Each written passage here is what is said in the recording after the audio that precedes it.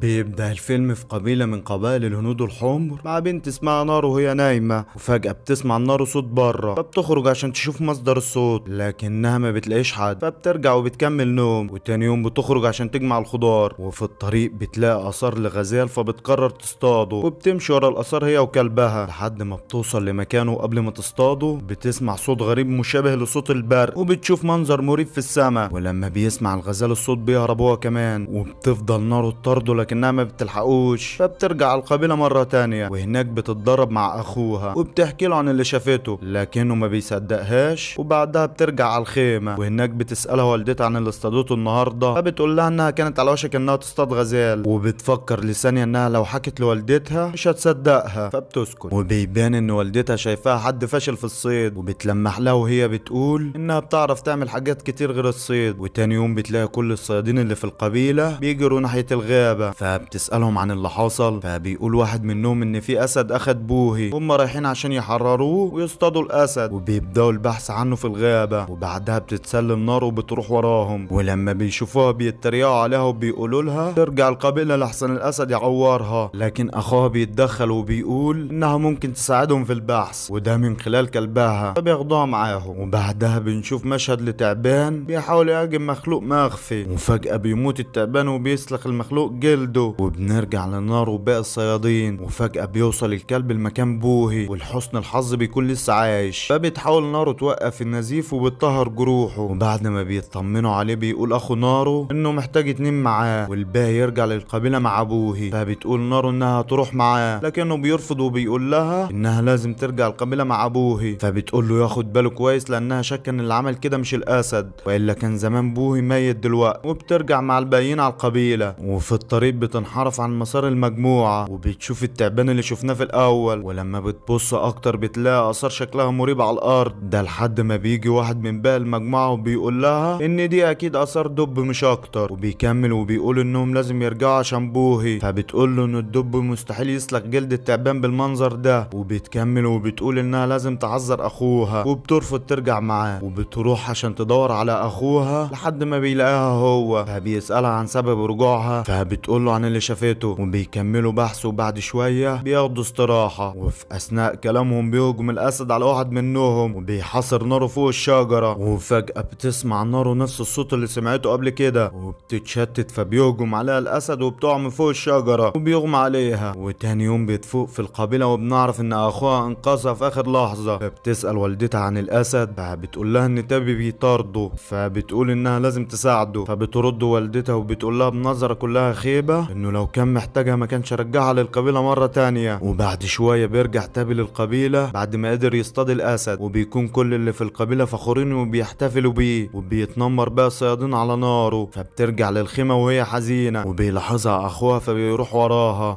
وبيقول لها انهم قدروا يخلصوا من الخطر اخيرا، فبترد وبتقول له ان الاسد مستحيل يقدر يسلخ جلد تعبان، ومعنى كده ان الخطر مازال مستمر من غير حتى ما يعرفوا مصدره، وانهم لازم يرجعوا للغابة مرة تانية. لكن تابي بيرفض وبيقول لها انه مش هيقدر يجازف بانه يخليها ترجع للغابة مرة تانية، وبيسيبها وبيرجع للحفلة. وتاني يوم بتصحى النار وهي مقررة ترجع للغابة لوحدها، ولما بتتعمق اكتر في الغابة بتلاقي اثار مضيئة على جذع شجرة، وفي حتة تانية بيكون في ذئب بيجري ورا ارنب عشان يصطاده، وفجأة بيهاجم الذئب نفس المخلوق اللي شفناه في الاول، لكن المخلوق بيقدر يخلص عليه بكل سهولة وبياخد احشائه. وبنروح لنارو اللي بتكمل بحث هي وكلبها لحد ما بتوصل لقطيع ابقار كامل ميت بنفس الطريقة اللي مات بيها التعبان، فبتمشي ورا الاثار ومن غير ما تاخد بالها بتوصل لمستنقع في وسط الغابة، وبتكون على وشك انها تغرق فيه، لكنها بتستخدم الفاس بتاعها وبتقدر تخرج منه على اخر لحظة، وبتروح وبتغسل هدومها. وفجأة بتسمع صوت الدب قريب منها، فبتروح عند تلة عالية وبتحاول تصطاده بالسهم بتاعها، لكن الحبل بتاع القوس بيتقطع منها، فبيسمعها الدب وبيبدأ يطاردها، فبتحاول تصلحه بسرعة قبل ما الدب يوصلها. ولحسن الحظ قبل ما يهجم عليها بيتلاقي في الكلب وبيبدأ يطارده، فبتصلح القوس بسرعة وبتحاول تهاجمه قبل ما يأذي الكلب، لكنها بتفشل وبيطاردها هي لحد ما بتستخبى منه بين جذع شجرة. وفجأة بيسيبها الدب وبيبدأ يهاجم المخلوق واللي ما بيكونش مرئي بالمرة، ومن الصدمة ما بتكونش مصدقة اللي هي شايفاه لحد ما بيقدر المخلوق يخلص على الدب وبيشيله، فبينزل الدم عليه، وبمجرد ما بتشوفه ناره بتهرب فورا في النهر. النهر لحد ما بتوصل عند الناحية التانية من النهر، وهناك بتلاقي مجموعة من الصيادين بيدوروا عليها وبيقولوا لها ان اخوها بعتهم عشان يلاقوها. فبتحكي لهم عن اللي شافته، لكنهم بيتريقوا عليها وما بيصدقوهاش، فبتسكت شوية وبتسيبهم وبتمشي. فبيحاول صياد منهم يوقفها بالعافية وبيتخانقوا مع بعض، وبتقدر نارو تضربه قدام كل الصيادين الموجودين، فبيتلموا عليها كلهم وبياخدوها بالعافية. وبعد شوية بيقرروا ياخدوا استراحة، وفجأة بيسمعوا صوت قريب منهم، فبيروح واحد عشان يشوف مصدر الصوت، وفجأة بيهجم عليه الكان وبيقتله قدام عينهم. ولما بيضربوا عليه بيظهر الوحش قدامهم وبيحاولوا يهاجموه، لكن المخلوق بيخلص عليهم كلهم. ولما بتشوف نارو اللي حصل بتهرب من المكان لحد ما بيقابلها اخوها وبيستخبوا بين الاعشاب، لكن الكان بيقدر يحدد مكانهم بسهولة وبيبدأ يطاردهم. فبيفترقوا لحد ما بتقع نارو في فخ دببة عاملينه الاجانب وبتفقد الوعي، وبياخدوها الاجانب على المخيم بتاعهم وبيحبسوها. وبنعرف انهم بيدوروا على المخلوق، وبيسألها واحد منهم بلغتها لو تعرف حاجة عنه، لكنها بترفض ترد. فبيجيبوا اخوها وبيضربوه قدامها، وبعدها بياخدوها وبيربطوها هي واخوها في شجرة كفخ للمخلوق. لكن اللي حصل كان على عكس المتوقع، وده لان المخلوق سابهم وبدأ يهاجم الاجانب. وبتلاحظ نارو ان المخلوق مش بيهاجم اي حد معهوش سلاح، فبالتالي لانه مش مصدر تهديد بالنسبة ليه. وبعد شوية بيقع الوحش في فخ من فخاخ الدببة، وبيحاولوا الاجانب يأيدوه، لكنه بيكون معاه اسلحة متطورة وبيقدر يخلص عليهم كلهم. وفي الوقت ده بتقدر نارو وتابي يفكوا نفسهم وبيتسللوا على مخيم الاجانب وبيبدأوا يهاجموه، وبيقدروا يخلصوا على معظمهم. وبعدها بترتاح نارو وبتحاول تعالج رجلها، وفجأة بيوصل عندها راجل من الاجانب وبيطلب منها المساعدة لانه مصاب، لكنها بترفض في الاول. فبيقول لها الراجل انه مش هيأذيها، وعشان تطمن بيديها سلاحه اللي بيكون شكله غريب ومتطور جدا بالنسبة لنارو. فبتطلب منه يعلمها تستخدمه ازاي الاول، فبيوافق وبتبدأ نارو تعالج جروحه. وفجأة بتسمع صوت الكائن قريب منهم، فبتسيب نارو الراجل وبتستخبى. وبمجرد ما بيوصل الكائن للمكان بيمثل الراجل انه ميت، وبتكون نارو مستخبية ورا شجرة وشايفة كل حاجة. وفجأة بيقرب الكائن عند الراجل وبالغلط بتدوس على رجله، فبيتألم الراجل جدا وبيعمل صوت، فبيقتله الوحش. وبعد شوية بيوصل اخو نارو للمكان بحصانه وبيقدر يطير القناع بتاعه. وبتلاحظ نارو ان المخلوق مش عارف يصيبه من غير القناع، وده لان القناع فيه ليزر موجه على الفريسة، وبما ان القناع على الارض فالليزر موجه على الشجرة، وبكده كل اسهم وطلقات الوحش موجهة على الشجرة. وبعد شوية بيقدر الوحش يوصل للقناع، فبتحاول نارو تشتته عشان تبعده عن اخوها. وفي الوقت ده بيقدر تابي يطعنه بالرمح وبيهاجمه بكل الاسهم لحد ما فجأة بيختفي الوحش من المكان تماما. وبعد شوية بيظهر تاني وبيطعن تابي وبيرميه على الارض، وقبل ما يقرب من نارو بيمسك تابي في رجله لحد ما الوحش بيخلص عليه تماما. وتاني يوم بترجع نارو على القبيلة وبتكون حزينة جدا على فقدان اخوها، وبتقرر تنتقم له مهما حصل. فبترجع على الغابة مرة تانية، وفي طريقها بتشوف الاجنبي اللي خطفها في اول مرة وعذبها هي واخوها، فبتقرر تنتقم منه وبتضربه فبيغمى عليه، وبتاخده وبتعمله فخ للوحش زي ما عمل فيها هي واخوها، وبتحط جنبه سلاح وبتستخبى. وبعد شوية بيوصل المخلوق للمكان وبيخلص على الراجل بمجرد ما بيشوف السلاح. وفي الوقت ده بتيجي نارو من وراه وبتضربه طلقة في دماغه، لكن المفاجأة ان الوحش ما حصلوش حاجة غير ان القناع بتاعه طار. ولما بتشوفه نارو بتاخده وبتهرب فورا من المكان، وبيفضل الوحش يدور عليها في كل حتة. وفجأة بتهجم عليه نارو من فوق شجرة، لكنه بيقدر يضربها وبيكون على وشك انه يخلص عليها لحد ما بيجي الكلب على اخر لحظة وبيشتته، لكنه بيقدر يضرب الكلب وبيبعده بعيد. وفي الوقت ده بترجع نارو مرة تانية وبتحاول تهاجمه، وبتقدر تاخد سلاح من اسلحته وبتستخدمه ضده. وبعد معركة بتقدر تقطع دراعه، لكن الوحش بيقدر يضربها وبيحاول يقطع راسها. وبتفضل نارو تقاوم لحد ما بتقدر تاخد منه خنجر وبتقدر تطعنه في عينه، وبكده بيكون الوحش شبه اعمى. وبتفضل نارو تضرب فيه لحد ما بتقدر تستدرجه لمكان البركة وبيغطس فيها، لكن بعد شوية بيخرج منها وبيحاول يهاجمها بسلاحه. في الوقت ده بتكون نار موجهة الليزر بتاع القناع على دماغه، وبمجرد ما بيضرب عليها بتلف الطلقة وبترجع على دماغه وبتخترقها وبيموت الوحش اخيرا. وبكده تكون نارو قدرت تهزم الوحش بسلاحه وخلصت قبيلتها من الخطر، وبيحترمها كل اللي في القبيلة، وبتكون والدتها فخورة بيها لأول مرة، ده بعد ما قدرت تثبت جدارتها. وبينتهي الفيلم. يا ريت بقى لو عجبك الفيلم ما تنساش تعمل لنا لايك على الفيديو واشتراك في القناة وتفعل زر الجرس عشان يوصلك كل جديد. سلام.